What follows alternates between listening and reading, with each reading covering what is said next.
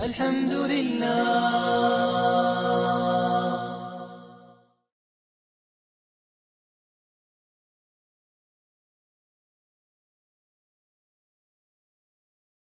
Racism. Now let's move on to how Judaism depicts Jews as a superior race above non-Jews. The basis for this is the Torah. Deuteronomy 7:6, which says, "For you are a holy people to the Lord your God. The Lord your God has chosen you to be his treasured people out of all the peoples upon the face of the earth."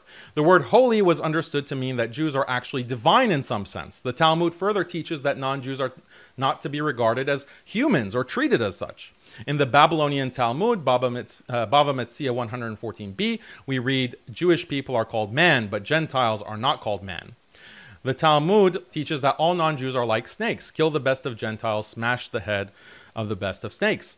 Other texts like the Zohar and other Kabbalistic writings hold that Jews have divine souls that are connected to God, but non-Jews lack souls connected to God and are demonic.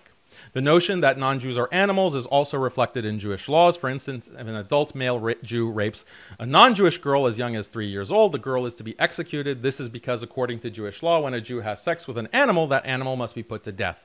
Since the raped non-Jewish child is like an animal, she is likewise put to death.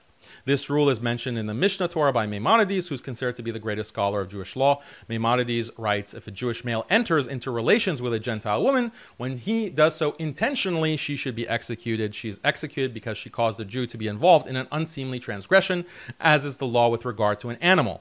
This applies regardless of whether the Gentile woman was a minor of 3 years of age or an adult." Although Jewish texts denigrate all non-Jews as subhuman, they single out black people for special insult. One key passage in the Talmud is Sanhedrin 108b, which claims that Noah's son Ham committed a sin, and for this reason he and his descendants are cursed with having black skin.